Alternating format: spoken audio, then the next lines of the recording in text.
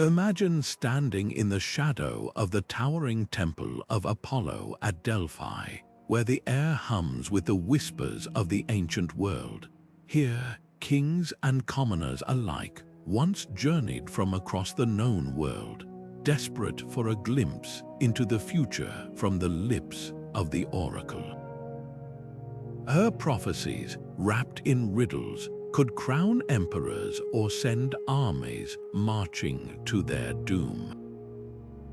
But how did a single woman, breathing in the fumes of the earth, become the voice of the gods? This is just one thread in the vast tapestry of esoteric practices that ancient cultures wove into the fabric of their daily lives, rituals so powerful, so enigmatic, that even today they defy our full understanding.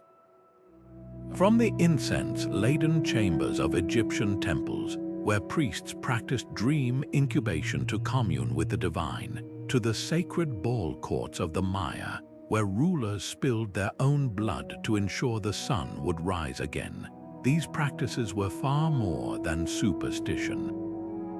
They were the bridges between the seen and unseen, the mortal and the eternal. What if these rituals held fragments of knowledge we've yet to rediscover? What secrets did these ancient masters of the mystic arts guard so closely? The answers lie buried in time, waiting to be unearthed. In this journey, we'll unravel the celestial charts of Babylonian astrologers who mapped the heavens to predict the fates of nations. We'll decode the symbols etched into temple walls and trace the footsteps of those who sought power in the whispers of the unseen. This isn't just a history lesson, it's an invitation to step into the shadows of the past, where the line between magic and science blurs, and where the mysteries of the ancients still pulse with life. Are you ready to uncover what they knew? Picture your fingers brushing across a 4,000-year-old clay tablet, its surface carved with the precise marks of Babylonian astrologers' tiny wedges, forming constellations, planets, and cryptic warnings from the gods.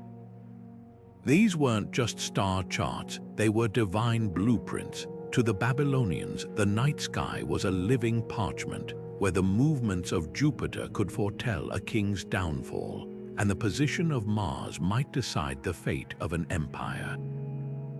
Their priest astrologers, known as the scribes of Enki, spent lifetimes memorizing celestial patterns, believing the gods spoke through the slow dance of the heavens.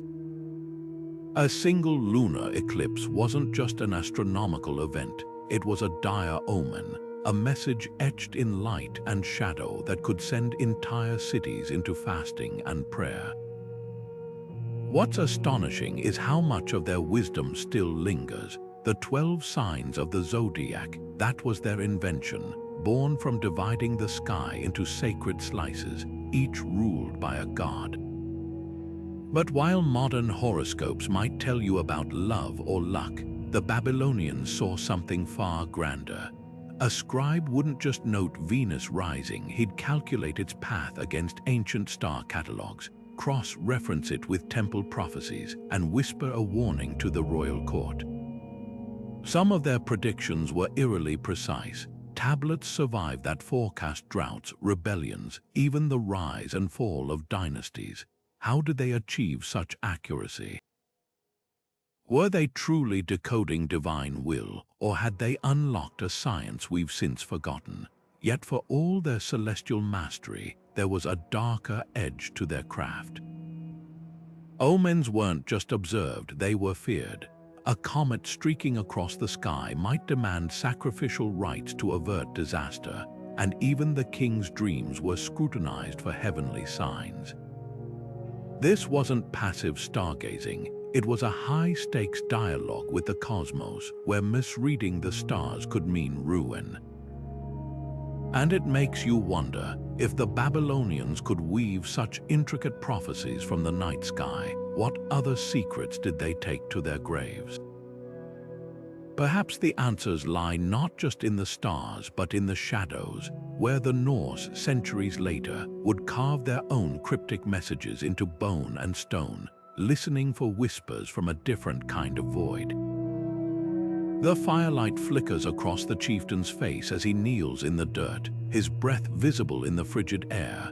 With a trembling hand, he scatters the rune-carved bones onto a cloth darkened by old blood, each clatter against the fabric a plea to Odin. To the Norse, these symbols were far more than letters. They were fragments of the universe's hidden language, each stroke a conduit to the gods. The rune answers, shaped like a branching tree, could summon Odin's wisdom, while Thurisaz, a jagged thorn, might unleash chaos upon enemies. This was no mere superstition. It was a sacred calculus where every mark held the weight of fate. But the true masters of this craft were the völva, the Siriuses who wandered the frozen north, their staffs tipped with iron rings that chimed like distant bells. These women paid a steep price for their power, often living as outcasts feared even by kings. Cloaked in animal skins, they'd entered trances so deep, their souls seemed to slip between worlds. Their prophecies were rarely comforting. A völva might chant of coming famines, of ships lost to storms, or of a chieftain's impending betrayal, visions carved into memory like runes into oak. One of the most haunting remnants of their craft is the Rökstone, a 5-ton slab covered in nearly 800 runes. Some believe it's a memorial, others insist it's a spell, its words deliberately scrambled to hide secrets from the unworthy. Linguists have spent decades untangling its knots of poetry and prophecy, but the stone keeps its silence. What's undeniable is the Norse belief that words, especially those etched in runes, held tangible power. A curse scratched onto a piece of bark could wither crops. A blessing carved into a sword might decide a battle. So were these seers truly channeling the divine, or were they masters of human psychology? Imagine standing in that firelit circle, the völva's voice rising like smoke. Her predictions weren't just guesses, they were rooted in acute observation, knowledge of weather patterns, whispers from distant lands. Yet even skeptics must admit, the accuracy of some prophecies unsettles. Perhaps the runes worked because they bridged the seen and unseen, tapping into a current of intuition we've since forgotten. And while the Norse sought answers in bone and frost, another ancient culture wielded a subtler magic, one woven into the very words they spoke. Along the Nile, priests whispered the true names of things, believing sound itself could shape reality. This was the art of heka, where language wasn't just communication, it was creation. The air inside the temple is thick with the scent of myrrh and crushed lotus petals, the only light coming from flickering oil lamps that cast long shadows across the walls. A priest, his shaved head gleaming, kneels before a statue of the god Thoth, his lips moving in silent precision as he traces hieroglyphs onto a strip of papyrus. To the untrained eye, it's just ink on paper, but to the Egyptians, these symbols are alive. Each curve and line pulses with heka, the invisible force that wove through the universe like a river of divine power. They believed heka was the breath of creation itself, the energy the gods used to shape the world from chaos. And with the right words, the right gestures, even mortals could tap into it. This wasn't magic as we think of it today. Spells weren't tricks or illusions. They were rituals of alignment, a way to harmonize with the cosmic order. Take the Book of the Dead, a collection of spells meant to guide the soul through the treacherous Juat, the Egyptian underworld. One passage instructs the deceased to recite a chant before 42 judges, each representing a different moral law.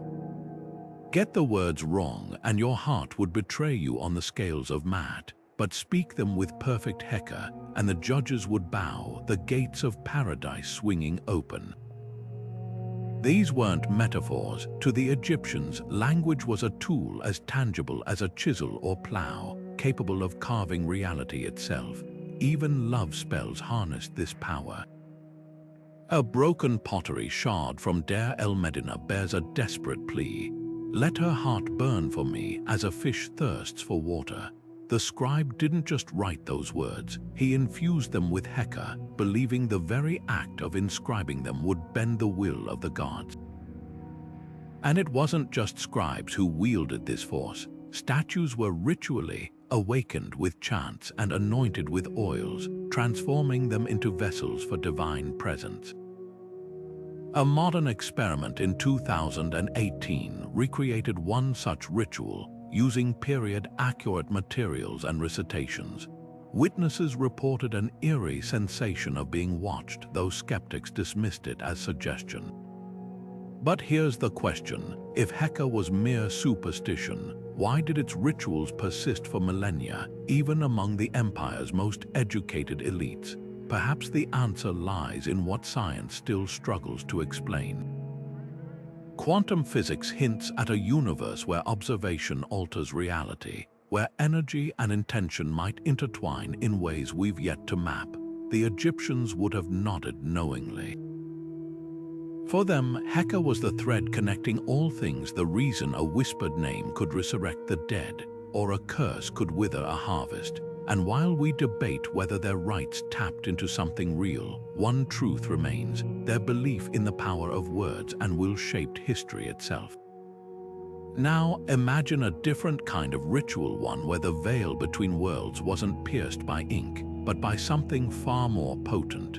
In the torchlit caves of Eleusis, initiates drank a sacred brew, their visions tearing open the gates of the underworld. What they witnessed there was so profound, so terrifying, that none dared speak of it openly for centuries. But that's another mystery entirely. The torchlight gutters as the initiate lifts the clay cup to his lips, the bitter tang of kykeon thick on his tongue. Around him, masked figures chant in low voices, their faces hidden beneath the flickering shadows of the telesterion, the great hall where darkness itself seemed to breathe.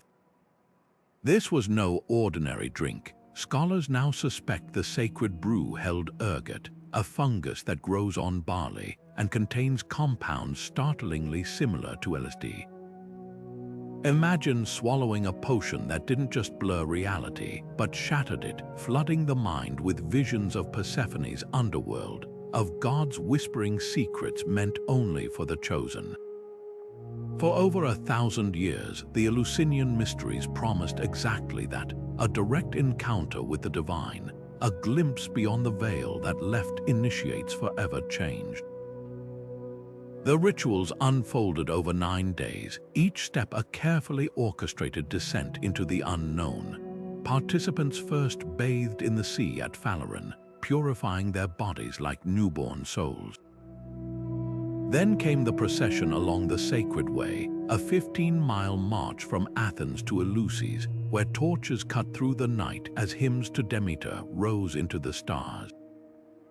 But the true mystery began in the telesterion's inner sanctum. Here, in pitch blackness, the kykeon took hold. Accounts speak of blinding light, of the earth cracking open to reveal the afterlife, of voices chanting from nowhere and everywhere at once. One initiate wrote that seeing these things made death no longer a terror, while Plato hinted that the rites revealed the soul's true nature. Was this simply ancient Greece's best-kept psychedelic secret, or something far more profound? Modern researchers note striking parallels between these visions and near-death experiences: tunnels of light, encounters with beings of pure energy, overwhelming love.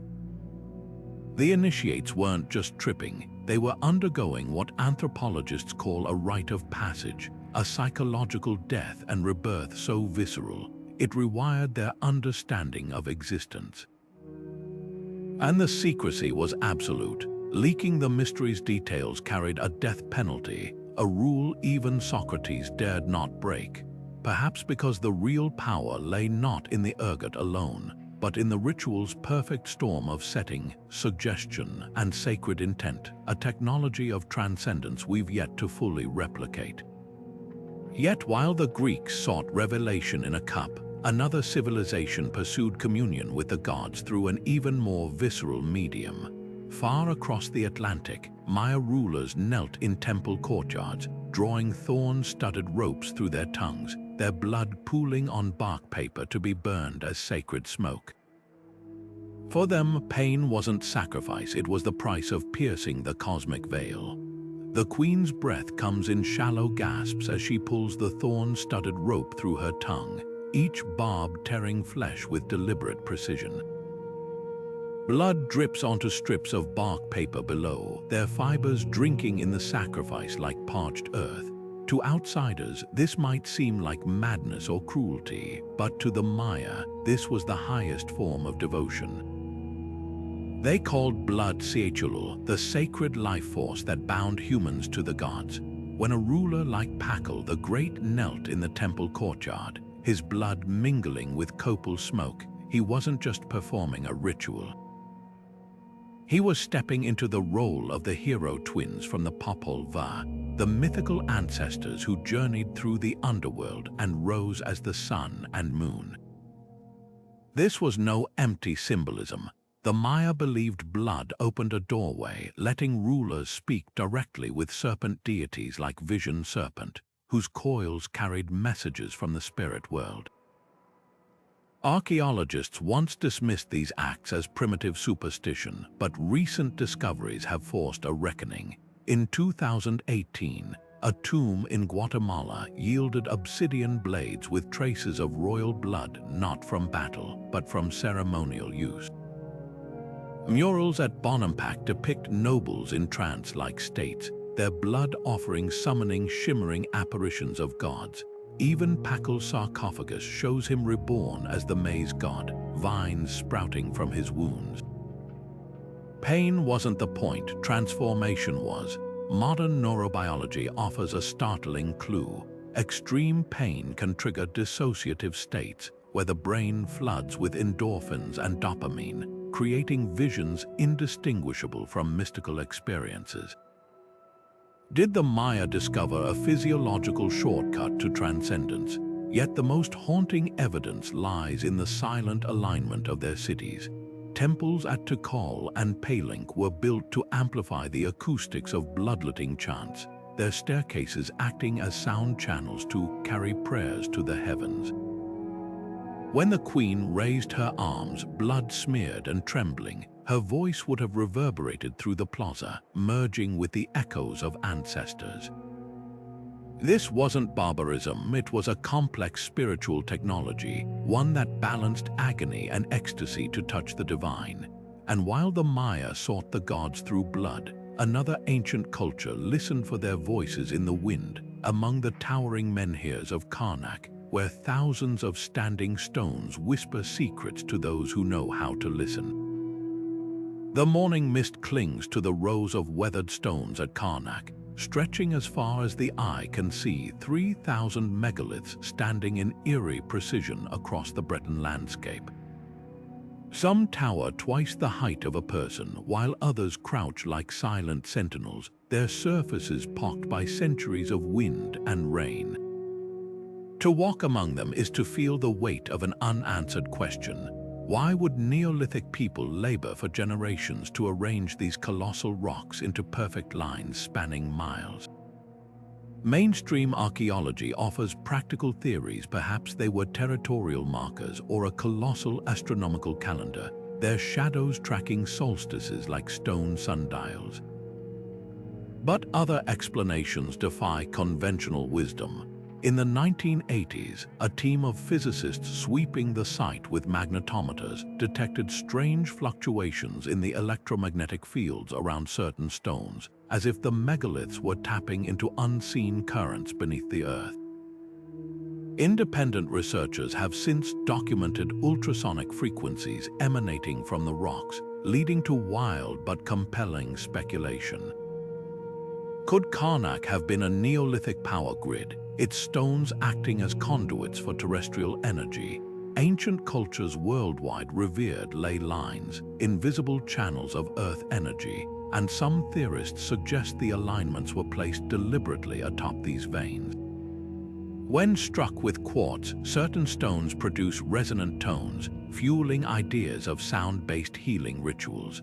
A local legend claims the stones were once a Roman legion turned to rock by the wizard Merlin, a poetic metaphor, perhaps, for the way these monoliths seem frozen in purposeful alignment. Skeptics counter that the electromagnetic anomalies could stem from underground mineral deposits, and the sonic properties might be mere coincidence. Yet the scale of Carnac's engineering is undeniable. The largest alignment, Mayan, consists of 11 converging rows with a stone circle at each end, suggesting a design far beyond simple utility. Even more intriguing are the rare accounts from the early 20th century, when villagers spoke of singing stones during storms, as if the wind's passage through the gaps triggered a primal choir. Modern experiments with replica megaliths show that specific arrangements can amplify and focus sound waves, evidence that our ancestors may have understood acoustics in ways we're only beginning to grasp.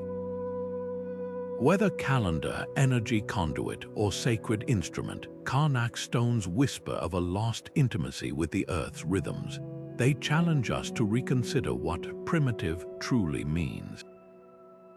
And as the debate between mystics and materialists continues, one truth remains: these silent rows hold a magnetism beyond geology. Perhaps their power lies not in solving their mystery, but in keeping it alive, a riddle carved in granite, waiting for the right key. Now shift your gaze eastward to the banks of the Ganges, where Vedic priests once kindled fires so potent they were said to bend the fabric of reality itself. Their rituals, preserved in ancient Sanskrit texts, speak of flames that could summon rain, heal the sick, or even open gateways to other realms. This wasn't myth, it was a precise science of sacrifice, where every chant and offering was a thread in the cosmos' grand design. The first light of dawn spills over the Himalayas, painting the snow-capped peaks in gold as a circle of priests gathers around a copper pyramid. Their voices rise in unison, ancient Sanskrit verses weaving through the smoke of burning ghee and rice, a ritual unchanged for millennia. This is Agnihotra, the Vedic fire ceremony said to purify not just the soul, but the very air itself. The priests believe the geometry of the copper vessel amplifies the mantras, transforming the fire into a conduit between earth and sky. Modern science offers a startling glimpse into why this might be more than myth. Studies at India's Dev Sanskriti University found that Agnihotra smoke significantly reduces airborne bacteria, with some pathogens dropping by over 90% within minutes. The combination of clarified butter, medicinal herbs, and precise timing aligning the ritual with sunrise and sunset creates a chemical reaction that releases ozone-friendly ions. Farmers near the Ganges report fewer crop pests after daily ceremonies, and air quality tests show lower particulate matter near Agnihotra sites. The Vedas describe these fires as yajna, a sacred exchange where offerings become blessings. Every grain of rice cast into the flames symbolizes a prayer released to the cosmos, returning as rain, fertility, or healing. Ancient texts like the Shatapatha Brahmana claim advanced Agnihotra could summon storms or halt droughts, a notion modern meteorologists dismiss as coincidence. Yet in 2018, a team of atmospheric physicists noted that the ritual's timing coincides with natural shifts in geomagnetic fields, suggesting our ancestors might have tapped into planetary rhythms we're only beginning to measure. Skeptics argue the benefits are purely psychological, but the ritual's persistence raises deeper questions. If Agnihotra is merely placebo, why do its effects amplify when performed by trained priests using exact ingredients? Why do Himalayan villages practicing it for generations report fewer respiratory illnesses than neighboring regions? Perhaps the answer lies in the intersection of sound, chemistry, and intention, a lost science of sacred fire that modern ecology is slowly rediscovering.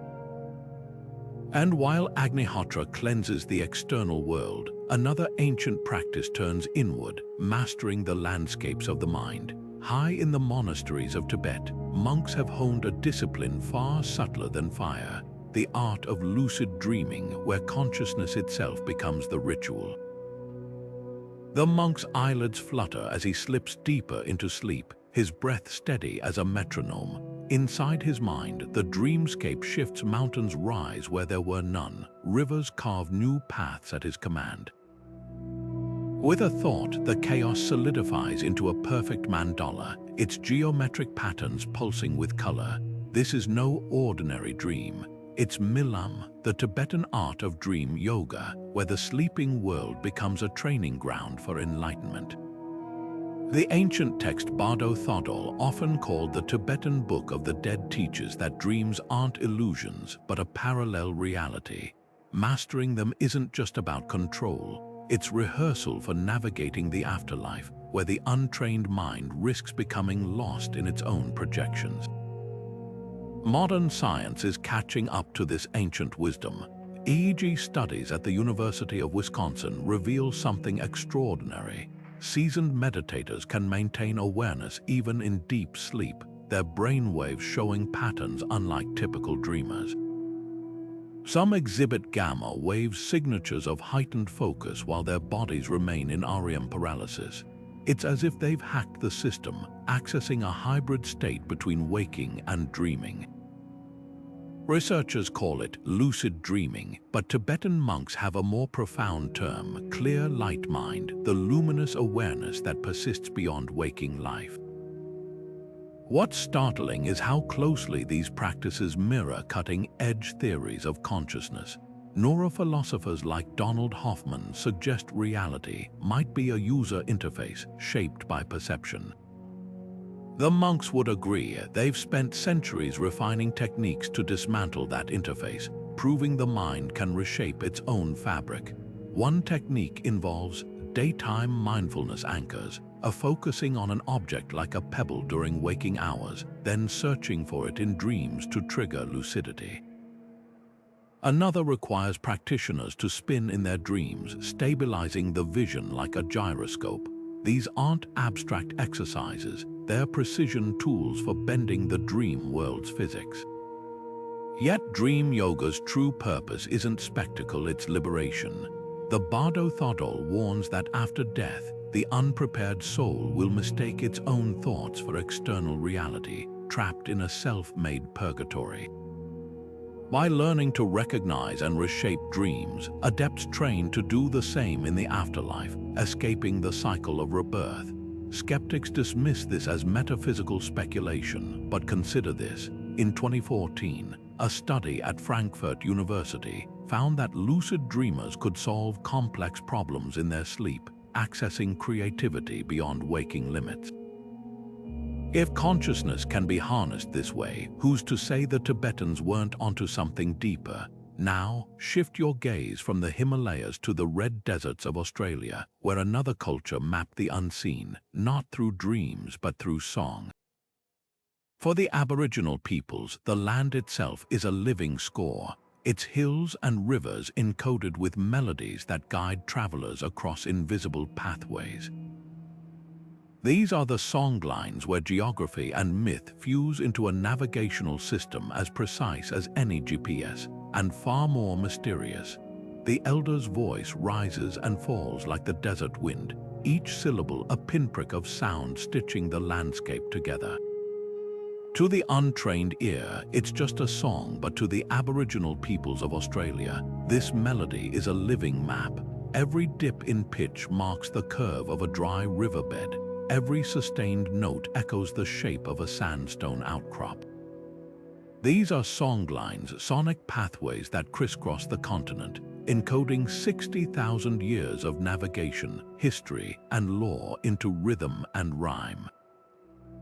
Imagine walking blindfolded through the outback, guided only by the cadence of a chant describing the exact location of waterholes, salt flats, and sacred sites.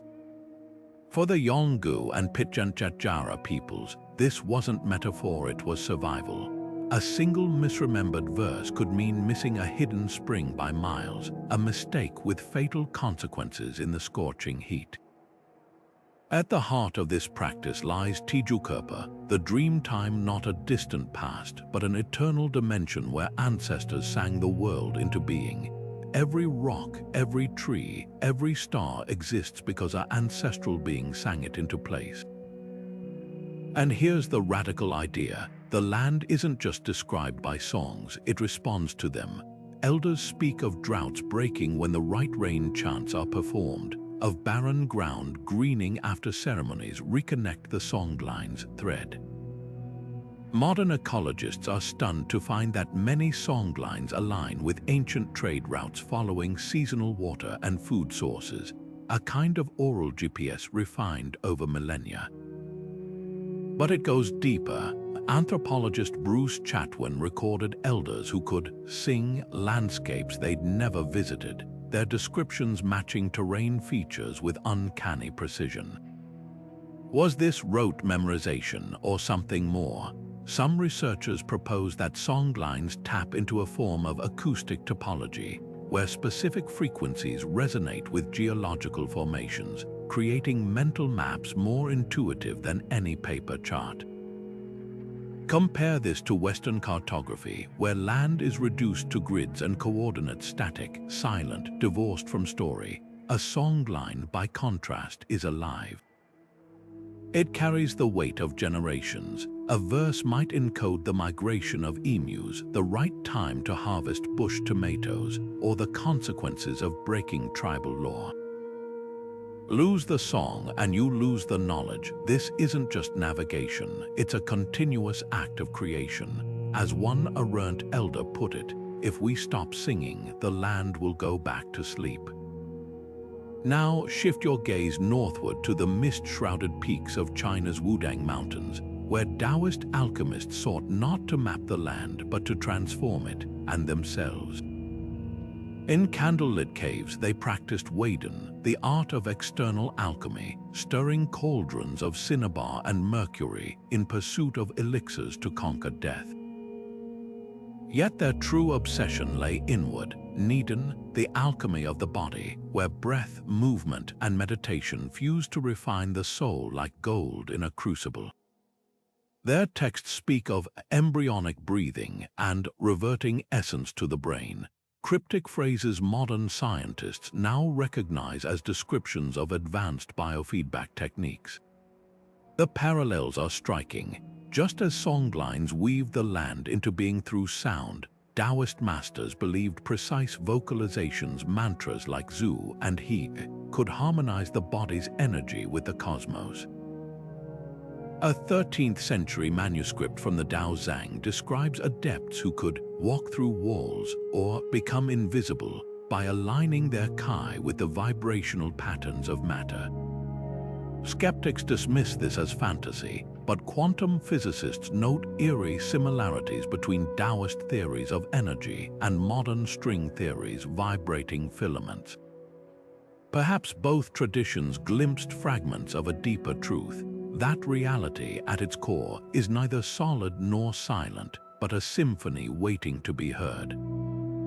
The laboratory walls shimmer with condensation as the alchemist stirs a bubbling crucible, the fumes of cinnabar and mercury curling like serpents in the lamplight. To the Tang Dynasty sage hunched over his workbench, this isn't just chemistry, it's a sacred act of defiance against death itself. Taoist alchemists called their craft Waden, the external elixir path, where minerals and metals were refined into potions promising immortality.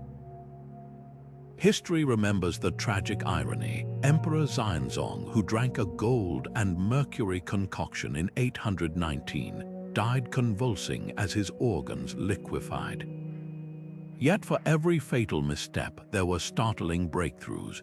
The same texts that describe elixirs also detail early gunpowder formulas, porcelain glazes, and metallurgical techniques that would shape civilizations.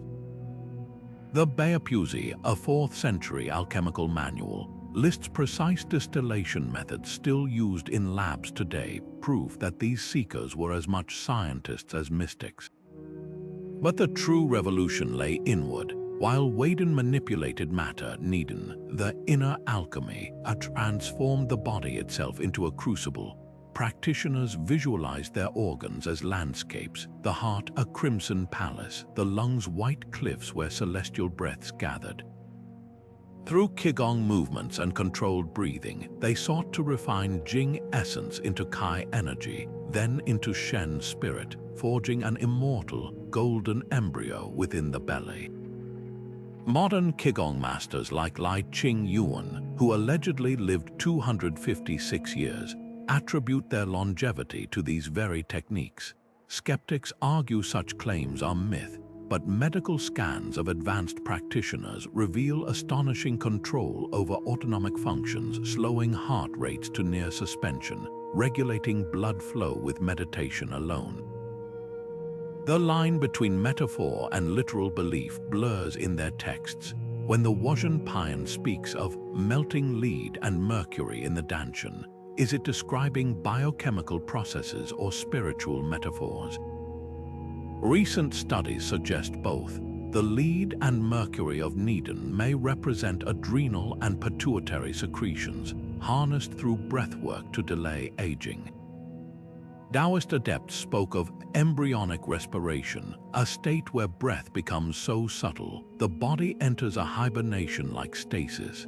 Himalayan monks demonstrate similar feats today, lowering metabolism to survive sub-zero temperatures. Perhaps immortality wasn't about cheating death but mastering it, a recalibration of the body's rhythms to mirror the eternal. Yet for all their sophistication, the alchemists' greatest legacy might be their humility. The Zhaoyi Cantong Kai, the oldest alchemical text, warns, "He who seeks the elixir without virtue finds only poison." Their quest wasn't just about living forever, it was about living right in harmony with the cosmos. And as the last mercury vapors dissipate from our vision, another ancient practice emerges from the shadows, one where answers weren't brewed in cauldrons, but scorched into bone. In the royal tombs of Shang, China, diviners pressed red-hot blades to tortoise shells, listening for the cracks that whispered the future. These were the oracle bones where fire met fate, and the gods spoke in fractures. The diviner's hands tremble slightly as he presses a bronze rod, glowing red-hot from the brazier, against the polished surface of a tortoise shell. The air fills with the acrid scent of burning keratin as the shell blackens, then splits with a sharp crack, a sound that echoes through the Shang dynasty's royal temple like the voice of the gods themselves. To the king and his court, this isn't destruction, it's revelation. Every branching fracture is a celestial cipher, a message from ancestors now dwelling among the divine. One crack might warn of invaders from the north, another could promise rain for the millet fields. The diviner traces the lines with a bone stylus, carving their meaning into the shell's surface alongside the date and the king's question, will the harvest be abundant? Will the childbirth be safe? These inscriptions, etched over 3,000 years ago, are more than prophecies. They're China's earliest written records, the birth of its script emerging not from poetry or law, but from the sacred dialogue between the living and the dead. What's astonishing is how systematic these rituals were. Archaeologists have uncovered over 200,000 oracle bones, many meticulously archived in royal libraries. The diviners weren't guessing, they followed strict protocols. Shells were cleaned and polished, questions composed in precise formulaic language, and heat applied to pre-drilled hollows to control the crack's direction. The answers were binary, auspicious or inauspicious, yes or no, but the real magic lay in the follow-up. If a prediction failed, say, a promised victory turned to defeat. The bones bear later inscriptions explaining the discrepancy. The ancestor was displeased with the sacrifice. This wasn't blind faith, it was a feedback loop between the human and divine, a constant recalibration of cosmic diplomacy. Modern mathematicians have studied these cracks with fascination. When researchers at Peking University simulated the heating process, they found the fractures followed chaotic but not entirely random patterns. Certain angles and branches recurred, suggesting that seasoned diviners could indeed read them with eerie consistency. Was this intuition honed by years of observation, or did the Shang stumble upon a genuine phenomenon, a way to harness chaos for guidance? The answer may lie in the bones' dual nature. Beyond prophecy, they were anchors for memory. Kings listed past victories, droughts, and astronomical events alongside their divinations, creating a sprawling chronicle of history and myth.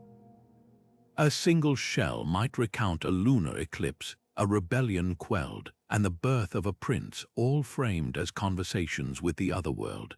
Yet the most haunting aspect of oracle bones is their intimacy. Some bear the names of diviners who signed their work, a rare glimpse of individuals in an ancient world often reduced to artifacts. One shell, dated to around 1200 BC, carries a plea from King Wu Ding to his deceased wife, Fu Hao, "Are you causing my toothache?" The vulnerability in that question transcends millennia.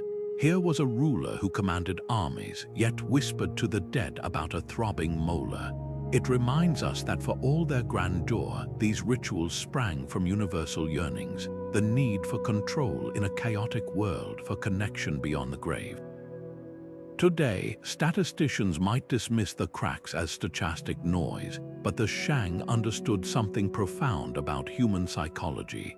The brilliance of oracle bones wasn't in their randomness, but in their interpretability. Like a Rorschach test, the fractures became mirrors for the diviner's knowledge, the king's fears, the culture's values.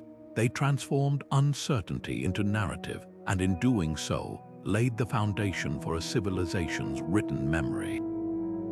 Now, shift your gaze from the smoke-filled temples of ancient China to the stark expanse of Peru's Nazca Desert, where another civilization etched its questions into the earth itself.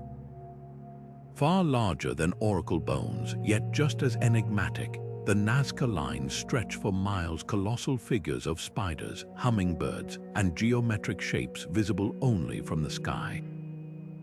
Were these too a form of communication, not with ancestors, but with gods who walked the heavens? The desert guards its secrets, but the parallels are irresistible. Both cultures sought meaning in patterns, both turned the landscape into a canvas for the divine. Yet where the Shang heard answers in cracks, the Nazca may have been drawing invitations, waiting for a reply that never came.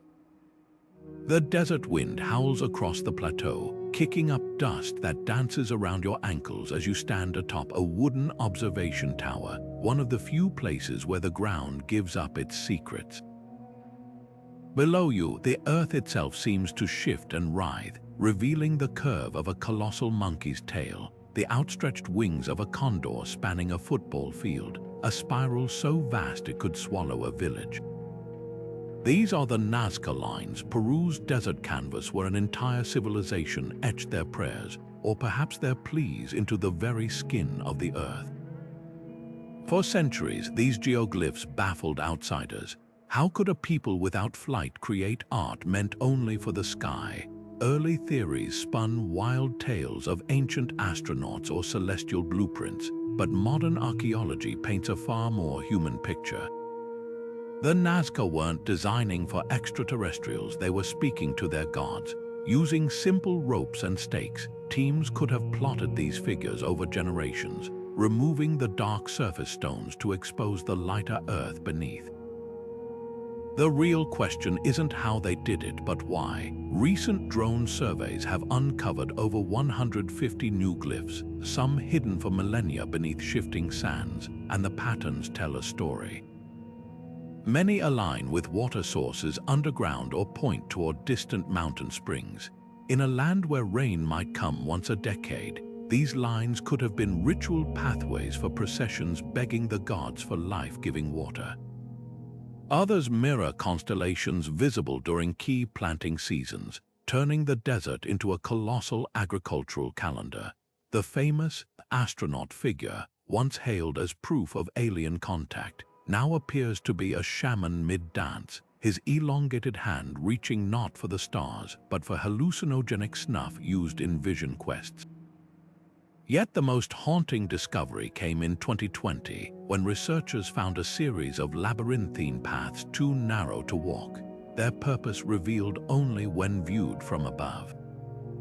These weren't roads, but symbolic journeys meant to be traced with the eyes or in trance states, guiding souls through spiritual transformations. Imagine a priest chanting atop a dune, directing followers to walk the hummingbird's beak in their minds, each turn a step toward enlightenment. The Nazca lines challenge our obsession with utility. Why spend centuries carving what you can't see? Because for them, visibility wasn't the point, faith was. These glyphs were acts of devotion writ large, their scale a measure of desperation in a merciless landscape. And as the last light fades over the plateau, the lines seem to whisper another truth. Sometimes the most powerful messages aren't meant for mortal eyes at all. Now shift your gaze from the sun-baked plains of Peru to the misty oak groves of ancient Europe, where the Celtic druids wove their own mysteries not into the earth, but into the mind itself. Theirs was an oral tradition so precise, they could recite genealogies spanning centuries without a single written word.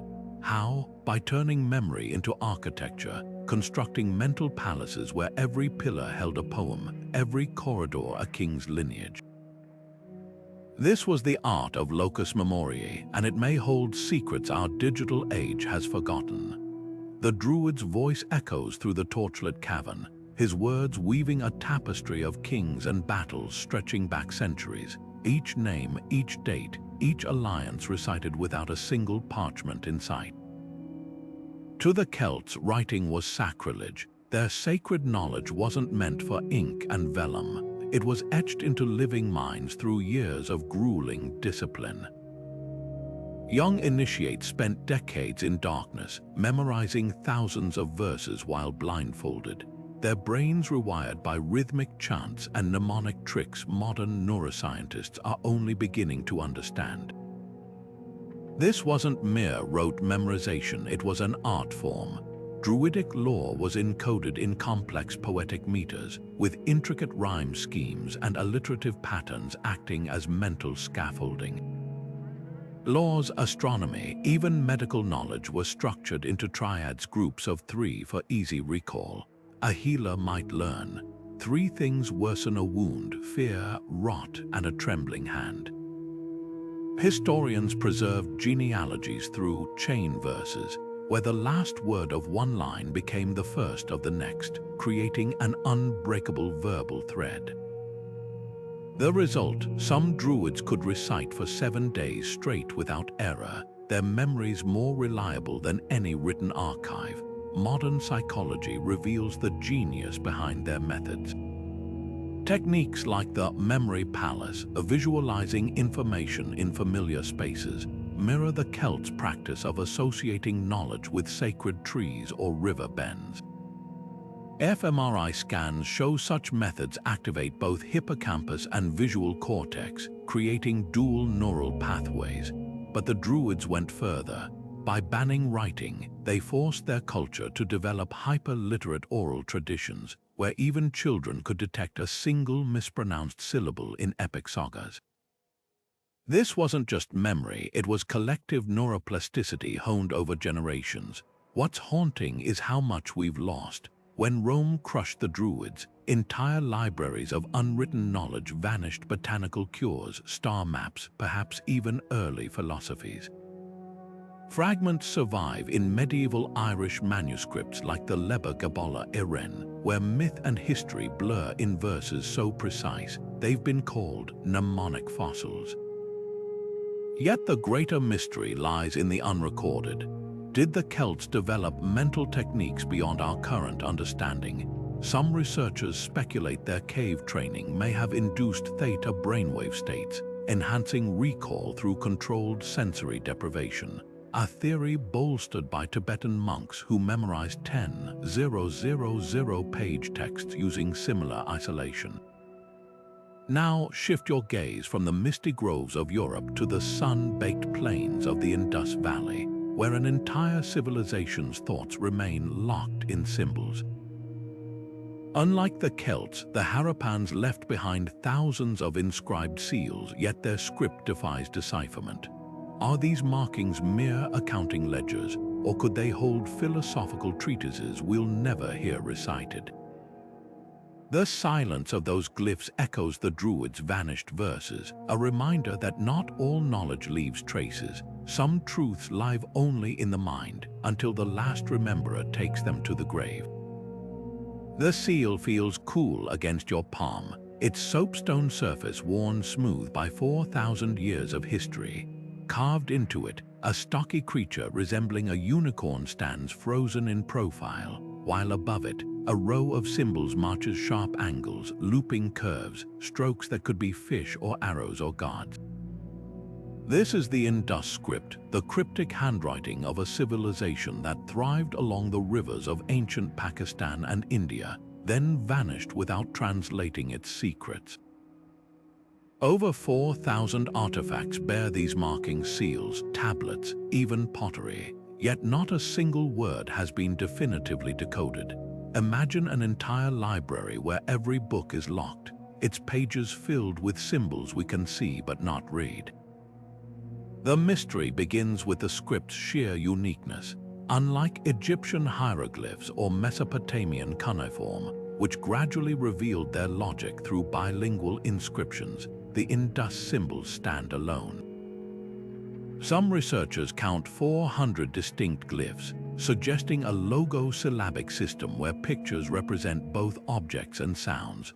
Others argue it's purely pictographic, a non-linguistic code akin to traffic signs. The debate turns feverish when computers enter the fray. In 2009, a team from the University of Washington fed the script into an AI trained to recognize linguistic patterns. The algorithm detected something startling. The symbols followed rules of sequencing and repetition found in spoken languages, hinting at grammar, but grammar for what? One tantalizing clue lies in the seals themselves. Many depict animals, bulls, elephants, that enigmatic unicorn, often alongside what might be ritual scenes. A recurring figure sits cross-legged, surrounded by beasts, prompting theories of a proto-Shiva deity. If so, the glyphs could be prayers, names, or divine invocations. Another breakthrough came when linguists noted similarities between Indus signs and early Dravidian scripts, still spoken in southern India. The word for fish in ancient Tamil, for example, sounds like mean, and a fish-like Indus symbol appears near what might be water imagery. But without a Rosetta Stone, a bilingual key, these remain educated guesses. What's lost in this silence is staggering. The Harappans built cities with grid layouts, advanced drainage, and communal granaries, suggesting a society of remarkable equality. Their artifacts show no evidence of kings or wars, only trade and craftsmanship. Were their symbols contracts, poetry, laws? The answer might rewrite our understanding of early governance. Even more haunting are the personal touches: a potter's mark on a jug, a seal pressed into clay by a merchant's thumb.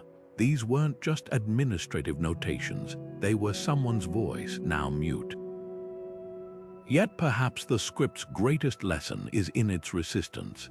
Every failed decipherment reminds us that language isn't just code, it's culture, context, the breath between words. The Harappans may yet speak, if not through glyphs, then through the geometry of their cities. Across the world, from the pyramids of Giza to the mandalas of Tibet, ancient builders embedded the same sacred shapes into stone and soil, as if tracing the bones of the universe itself. Circles, spirals, perfect ratios. Why did these patterns haunt humanity's imagination long before Pythagoras gave them names? The Great Pyramid's shadow stretches across the desert, its edges aligned so precisely with the cardinal directions that even modern engineers struggle to explain how ancient builders achieved such perfection without compasses. But this isn't just about precision, it's about pattern. From the pyramids to the Parthenon, from the stained glass rose windows of Notre Dame to the mandalas of Tibetan monks, the same shapes recur: the spiral, the golden ratio, the hexagon.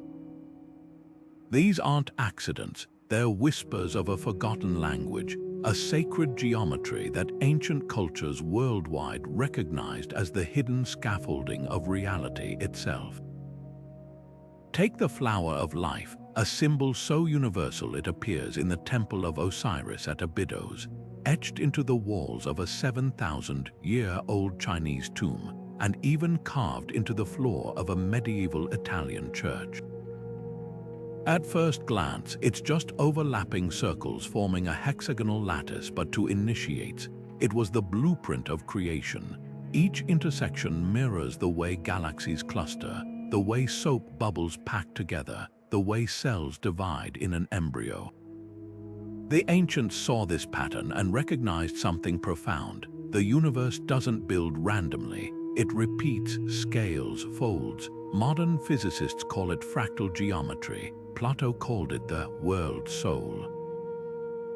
In his dialogue, Timaeus, the Greek philosopher, described the cosmos as a living geometric sculpture. The elements, he claimed, weren't just substances but shapes. Fire was a tetrahedron, earth a cube, air an octahedron, water an icosahedron. These Platonic solids became the building blocks of matter, their perfect symmetry reflecting divine order. To Plato, studying geometry wasn't just math, it was soul work, a way to align human reason with cosmic intelligence. Centuries later, Gothic architects encoded these same principles into their cathedrals, using the golden ratio to design vaulted ceilings that seemed to pull the eye toward heaven. But here's the puzzle. How did cultures separated by continents and millennia arrive at the same conclusions? The Dogon people of Mali, long before telescopes, mapped the orbit of Sirius using geometric patterns that mirror quantum physics models. The Yoruba of Nigeria developed Ifa divination, a system where 16 sacred palm nuts are cast to form geometric configurations called Odu, each one a fractal-like code believed to contain all possible human destinies. An Ifa priest doesn't just predict, he calculates, tracing the mathematical relationships between Odu to diagnose imbalances in the physical and spiritual world. The deeper you look, the more these patterns blur the line between science and mysticism. When a medieval mason laid out a cathedral using the vesica piscis, the almond-shaped space where two circles overlap, he was echoing the same geometry that governs the human eye's optimal light refraction. Coincidence or evidence of a shared intuition, a collective recognition that certain shapes hold power. Perhaps sacred geometry wasn't invented, but discovered a universal syntax waiting in the fabric of space itself, whispered to those who knew how to listen. And as the last rays of sun gild the pyramid's edges, one truth lingers. The ancients weren't just building structures, they were mapping the bones of the universe. The Babylawos' hands move like a master programmer's, casting 16 palm nuts onto a woven mat with a rhythmic flick of his wrist. Each toss is a cosmic query, each landing position a binary answer marked or unmarked, 1 or 0. But this isn't Silicon Valley. It's a Yoruba divination ritual older than the pyramids, where the nuts' configurations form sacred patterns called Odu. These aren't just symbols, they're living algorithms, a 16-bit system generating 256 possible codes, each corresponding to vast libraries of oral poetry that guide everything from royal coronations to planting seasons. Picture a farmer kneeling before the Babalawo, seeking wisdom for his crops. The nuts fall into the Oyaku Meji pattern, a code linked to verses about patience, hidden enemies, and the dangers of haste. The priest doesn't just recite, he debugs existence, cross-referencing the Odu with clients' birth signs, current challenges, and ancestral echoes to generate a bespoke life update. What's staggering is how deeply this mirrors modern computing.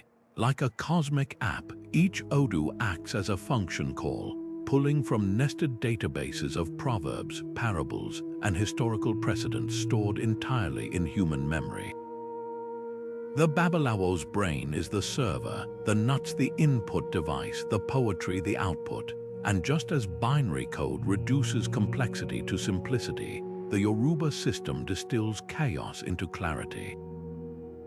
A single Odu might contain the solution to a marital dispute, the cause of an illness, or the timing of a trade expedition, all encrypted in metaphor. When colonial powers tried to erase indigenous practices, Ifa survived by hiding in plain sight. Enslaved Yoruba carried it across the Atlantic, where it fused with Catholicism in Cuba to become Santeria's Letra del Año, an annual prophecy still consulted by millions. But here's the real question.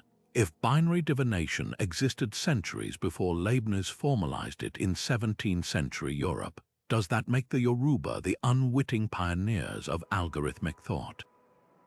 Consider the Odu Ifa corpus, a mental library so vast it dwarfs the Iliad and Odyssey combined. Modern coders might scoff until they learn Babalawos train for decades to achieve flawless recall, their minds honed to detect patterns as subtle as a single nut's tilt. It's a reminder that technology isn't just circuits and silicon, it's the human capacity to find order in entropy. Now, shift your gaze from the binary wisdom of the Yoruba to the cliffs of Mali, where the Dogon people have guarded an even more celestial mystery. For generations, their elders spoke of Sirius B, a star invisible to the naked eye, its existence confirmed by telescopes only in 1862. Yet Dogon cosmology described its elliptical orbit and 60-year cycle centuries earlier, along with details about its density that match modern astrophysics. How the answer might lie in the same geometric intuition that guided the Babalawos' nuts, a universal language written in the stars. The night sky stretches endlessly over the Bandiagara escarpment, where an elder traces the constellation of Sirius with a gnarled finger. To the Dogon people of Mali, this isn't just the brightest star in the heavens, it's a cosmic secret passed down through generations. Long before telescopes revealed its truth, Dogon priests spoke of Sirius B, an invisible companion star they called Po-Tolo, describing it as impossibly dense, orbiting Sirius in an elliptical path every 50 years. Modern astronomers wouldn't confirm its existence until 1862. Yet here was an oral tradition detailing its properties with eerie precision. How could a people without lenses or satellites know what science took centuries to uncover? Theories range from the plausible to the fantastical. Some point to the Dogon's sophisticated celestial calendar, which tracked Sirius movements so meticulously they might have inferred the gravitational tug of an unseen object. Others highlight their contact with neighboring astronomers. Islamic scholars in Timbuktu mapped the stars with surprising accuracy centuries before Europe's Renaissance. But then there are the whispers of the Namo, amphibious beings the Dogon say descended from Sirius in a great arc, bringing wisdom that included the star's hidden twin. Could this be ancient alien contact or a mythic metaphor for lost knowledge? The truth likely lies in the Dogon's extraordinary observational skills. Their priests spent lifetimes memorizing star patterns, noting subtle shifts in Sirius' position that hinted at an unseen dance partner. Their descriptions of Po-Tolo's density, heavy as all the iron in the world, align with modern measurements of white dwarf stars which pack a sun's mass into an Earth-sized sphere. Yet even skeptics pause at one detail. The Dogon knew Sirius B's orbital period was 50 years, not the actual 50.1. That's not a guess, that's a calculation. Perhaps the real mystery isn't how they knew, but why we're so reluctant to credit their ingenuity. While Western science dismissed oral traditions as myth, the Dogon were practicing a form of astrophysics encoded in ritual. Their star law wasn't just data, it was a living philosophy tying celestial cycles to agriculture, morality, and the rhythms of life. When they said Sirius B's movements influenced the Nile's floods, a claim later debunked, they were weaving the cosmos into the fabric of daily existence, much like their Yoruba neighbors did with binary divination. Now shift your gaze from the scorching Sahel to the snow-capped Himalayas, where another ancient tradition harnessed the unseen, not through observation but vibration. Here, monks strike singing bowls, their bronze lips humming with frequencies said to realign the body's energy. Science now confirms these tones can alter brain waves, bridging the gap between spiritual practice and neurology. The Dogon mapped the stars, the Himalayas mapped the mind. Both understood that the universe speaks in patterns, whether written in light or sound. The monk's calloused fingers glide along the rim of the bronze bowl, coaxing forth a low, shimmering hum that seems to vibrate through the stone floor and into your bones. This is no ordinary sound, it's a living frequency, one that ancient Himalayan healers believed could untangle the knots of the mind. The bowl's voice swells, filling the chamber with overlapping waves of resonance, each ripple syncing with the breath of those seated in meditation. To the uninitiated, it's mesmerizing music. To the monks, it's precision medicine, an acoustic scalpel honed over millennia to slice through stress and awaken clarity. These singing bowls trace their lineage to the shamanic bond traditions of Tibet, where they were forged not just from metal but from meteorite iron, a sacred material said to carry the whispers of the cosmos.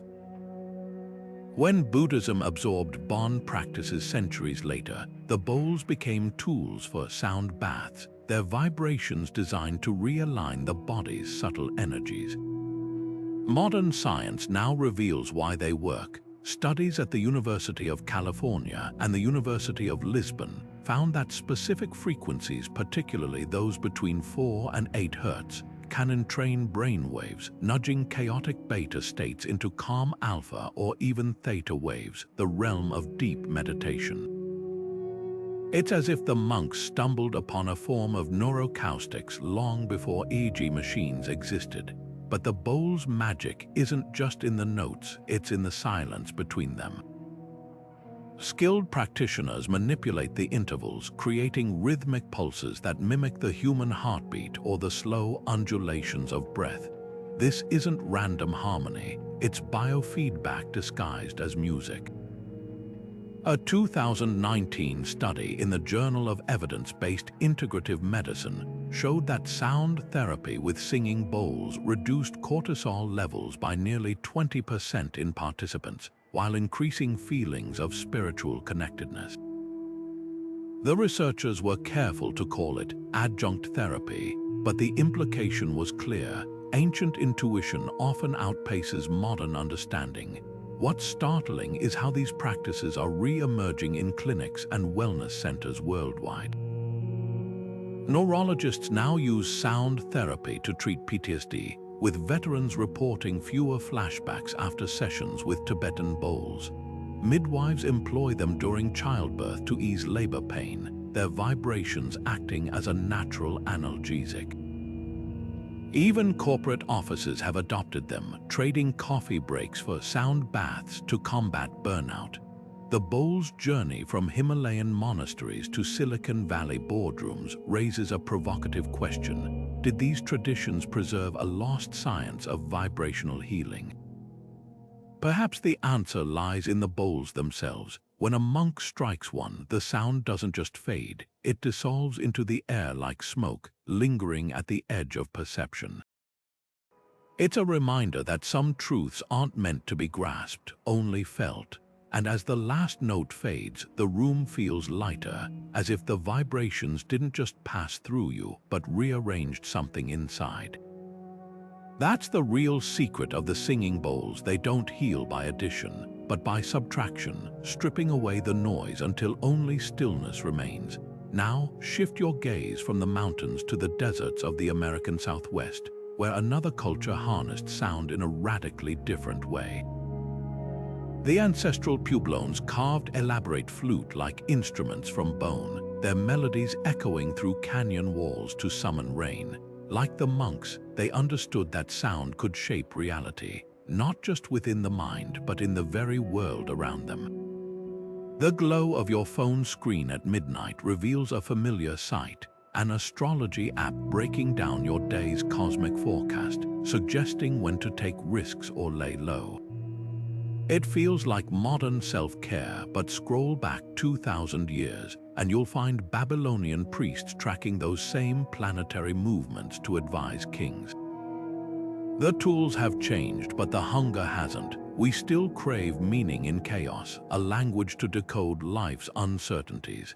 This isn't just nostalgia for the mystical. It's proof that ancient esoteric practices tap into something timeless about the human psyche. Take sound baths, now a staple of wellness retreats and urban spas. Those bronze bowls humming at precise frequencies, they're direct descendants of Himalayan rituals where monks used vibration to recalibrate the mind. Modern studies confirm what shamans knew instinctively: certain tones can lower cortisol, ease anxiety, even alter brainwave states. The same goes for forest bathing, repackaged from Shinto traditions that revered trees as living temples. These aren't fads, they're rediscoveries. When we dismiss them as pseudoscience, we ignore their real power. They work because they speak to needs deeper than logic, rhythm, connection, or. Indigenous movements worldwide are reclaiming these traditions not as relics, but as lifelines. The Maori integrate star lore into environmental conservation, using ancestral navigation techniques to monitor ocean health. Amazonian tribes partner with neuroscientists to study ayahuasca's potential for trauma healing, bridging vine rituals with clinical therapy. Even urban gardeners adopt Cherokee, three sisters planting corn, beans, squash, a symbiotic triad that outproduces monoculture farms. These aren't rejections of progress, they're course corrections, reminding us that ancient wisdom often encoded ecological and psychological insights we're only now verifying. Yet misconceptions cling like cobwebs. The biggest, that esoteric practices were primitive science.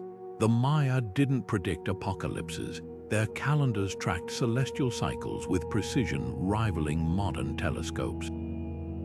The Norse didn't just fear thunderstorms, they mapped weather patterns through oral sagas, their myths a mnemonic system for survival. Reducing these to superstition misses their genius. They were frameworks for navigating a world far more unpredictable than ours. So what can we still learn? Start by listening differently. When a Babalawo casts divination nuts or a druid recites an epic, they're not just performing ritual. They're exercising cognitive muscles we've atrophied: pattern recognition, memory, ecological intuition.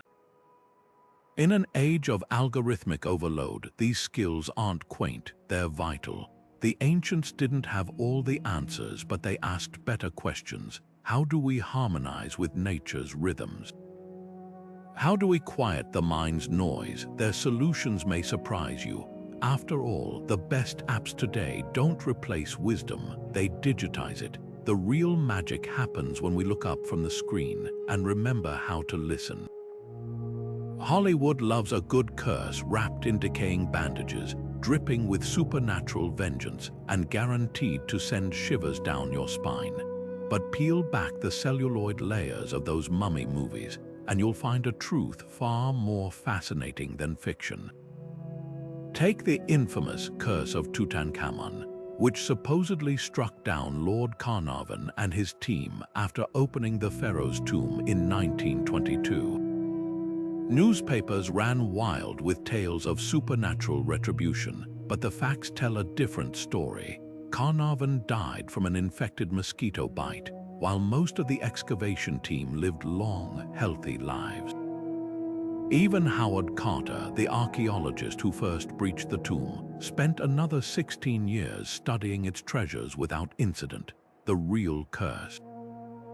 Sensationalism, the same kind that turns ancient rituals into horror tropes, stripping them of their cultural and spiritual significance. Then there's the enduring myth of pyramid construction involving alien technology or lost super civilizations. While the Great Pyramid's precision still astounds engineers, the discovery of worker settlements at Giza proves it was human ingenuity, not extraterrestrial intervention, that raised these monuments. Papyrus records detail how teams hauled limestone blocks on sledges, using water to reduce friction, while ramps and counterweights allowed them to ascend layer by layer. The mystery isn't how, but how so flawlessly, a testament to organizational brilliance we're only beginning to appreciate. But not all legends are so easily dismissed. Some hoaxes, like the infamous crystal skulls discovered in the 1900s, were deliberate fabrications carved with modern tools and sold as ancient artifacts. Yet their allure persists, overshadowing genuine enigmas like the Antikythera mechanism, a 2,000-year-old Greek device that modeled planetary movements with gearwork rivaling 19th-century clocks. Why do we cling to the fantastical while overlooking the truly revolutionary? Perhaps because mystery is more marketable than meticulous scholarship. This isn't just about setting the record straight, it's about respect. When we reduce ancient cultures to plot devices, we erase their humanity. The Maya weren't obsessed with apocalyptic prophecies. Their calendars tracked time's cyclical nature, not its end. Norse runes weren't magical incantations, but a writing system imbued with cultural weight. By disentangling fact from fiction, we honor these traditions as they were, sophisticated, nuanced, and deeply meaningful to those who lived them. Which brings us to the ethical tightrope walk of modern archaeology. How do we study the past without exploiting it? The answer lies in collaboration, working with descendant communities, repatriating stolen artifacts, and recognizing that some secrets weren't meant to be uncovered. After all, the greatest mystery of all might be knowing when to stop digging. Imagine booking a weekend shamanic retreat, led by a self-proclaimed guru who's never set foot in the Amazon, charging thousands for ayahuasca ceremonies stripped of their cultural context. This isn't enlightenment, it's exploitation, the latest chapter in a long history of extracting sacred traditions without understanding their roots. The line between appreciation and appropriation is razor thin, especially when profit enters the picture. Indigenous communities worldwide have watched their rituals repackaged as wellness trends, their gods turned into logos, their ancestors' wisdom diluted into Instagram affirmations. The harm isn't just symbolic. When outsiders commodify ceremonies like sweat lodges or vision quests without proper training, the consequences can be deadly, like the tragic deaths in Sedona's faux sweat lodge incident of 2009, where overcrowding and negligent leadership led to fatalities. But there's a better way forward, one built on respect and reciprocity. Take the Kogi people of Colombia's Sierra Nevada, who have spent decades warning outsiders of environmental collapse. Instead of dismissing them as primitive, a team of geologists and ecologists partnered with Kogi elders in 2018, merging satellite data with ancestral land management practices. The result, reforestation projects that outperformed Western methods, proving these traditions aren't relics, they're living sciences. Similarly, in New Zealand, Maori astronomers work alongside astrophysicists at the Dark Sky Project, using celestial navigation techniques to teach modern stargazers how Polynesian voyagers crossed oceans by reading the night sky. These collaborations don't just preserve knowledge, they expand it, showing how ancestral wisdom and modern research can illuminate each other. The key is consent. When the Warlpiri people of Australia allowed linguists to document their sign language, a complex system used for hunting and sacred ceremonies, they set strict guidelines: no recordings during rituals, no commercialization. In return, researchers helped create educational materials to keep the language alive for Warlpiri children. Contrast this with the Hopi tribe's fight to reclaim sacred masks auctioned in Paris, or the Navajo Nation's battle against companies patenting their traditional designs. The difference is stark. One approach honors sovereignty, the other treats culture as a commodity. So where does this leave today's seekers? Curiosity about ancient mysteries doesn't have to mean intrusion. Support indigenous-led initiatives, from the Sami-run Duoji craft schools in Scandinavia to the Cherokee seed bank preserving heirloom crops. Read translations by native scholars, not outsiders interpreting texts through a colonial lens. And sometimes the most ethical choice is to simply listen without demanding access to every secret. After all, some doors aren't meant to be opened by everyone. The future of these traditions isn't in glass museum cases or viral TikTok trends, it's in the hands of the communities who have safeguarded them for generations. As we stand at the crossroads of discovery and respect, one truth becomes clear: the greatest mysteries aren't just puzzles to solve, but relationships to nurture. And perhaps that's the most profound lesson the ancients left us, not in their artifacts, but in their understanding that knowledge without wisdom is just noise. Deep in the Guatemalan jungle, a drone hovers silently above the treetops. Its LiDAR laser pulses slicing through dense foliage to reveal the ghostly outlines of a sprawling Maya metropolis below pyramids, causeways, even irrigation canals invisible to the naked eye. This isn't science fiction. It's the new frontier of archaeology, where technology is peeling back layers of earth and time to expose civilizations we never knew existed. Just last year, LiDAR scans in Cambodia uncovered Mahendraparvata, a lost Angkorian city swallowed by the jungle for 1,200 years. The implications are staggering. Every sweep of that laser could rewrite history, turning blank spots on the map into thriving ancient hubs. But the revolution isn't just in finding lost cities, it's in understanding the minds that built them. Take the work of Dr. Maria Perez, a bioarchaeologist using mass spectrometry to analyze residue on 2,000-year-old ritual cups from Peru. Her team discovered traces of ayahuasca and tobacco mixed with hallucinogenic seeds, proving indigenous shamans were blending psychoactive brews centuries before modern chemistry. Meanwhile, in a lab at Oxford, linguists are training AI on the undeciphered Vinca symbols of ancient Europe, comparing patterns across 6,000 artifacts to crack a script older than Sumerian cuneiform. These aren't just academic exercises, they're bridges to lost worldviews. Perhaps most thrilling are the interdisciplinary rebels, like physicist-turned-archaeologist Dr. Ethan Zhu, who used gravitational anomaly mapping to locate hidden chambers beneath Teotihuacan's Pyramid of the Sun. His theory: the ancient builders embedded magnetic minerals in the stone as a celestial compass, aligning the pyramid with unseen energy currents. Skeptics scoffed until ground-penetrating radar confirmed voids exactly where his models predicted. Now, teams from Japan to Jordan are adopting his methods, proving that the boundaries between archaeology and hard science are blurring.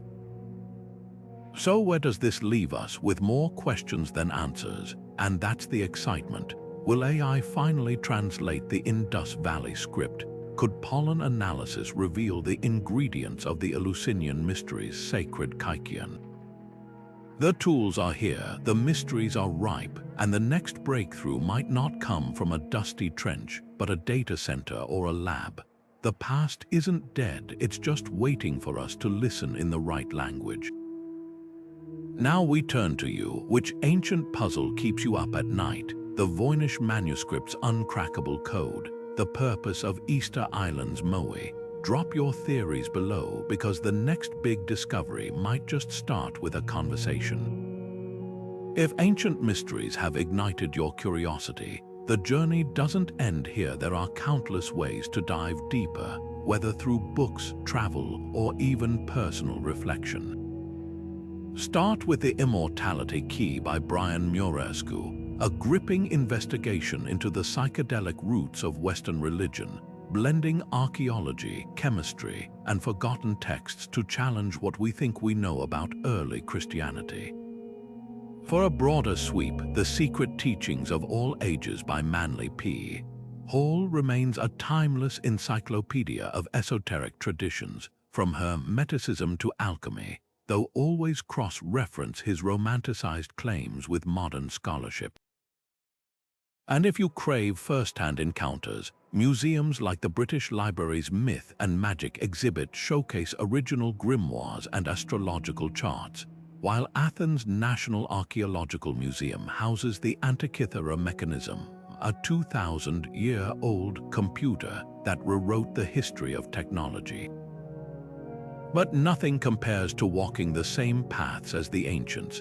Delphi, where the oracle once breathed prophetic fumes, still hums with energy. Visit at dawn to wander the ruins without crowds, tracing the sacred way up to the Temple of Apollo. For something more immersive, join ethical tours led by local researchers, like the Maya-run expeditions through Guatemala's Tikal, where guides share oral histories you won't find in textbooks. Or venture to India's Varanasi, where evening arti ceremonies on the Ganges offer a living thread to Vedic fire rituals. Remember, though, tread lightly. These sites aren't backdrops for selfies but sacred spaces. Support local conservation efforts and never touch artifacts. Even a fingertip's oil can erode millennia-old pigments. For those who prefer introspection, try journaling prompts to bridge the past and present. What would you ask the Oracle of Delphi if truth came at a price? How do your own beliefs about the unseen align or clash with ancient practices? Skeptics might dismiss divination as fantasy, but modern psychology validates the power of reflective questioning.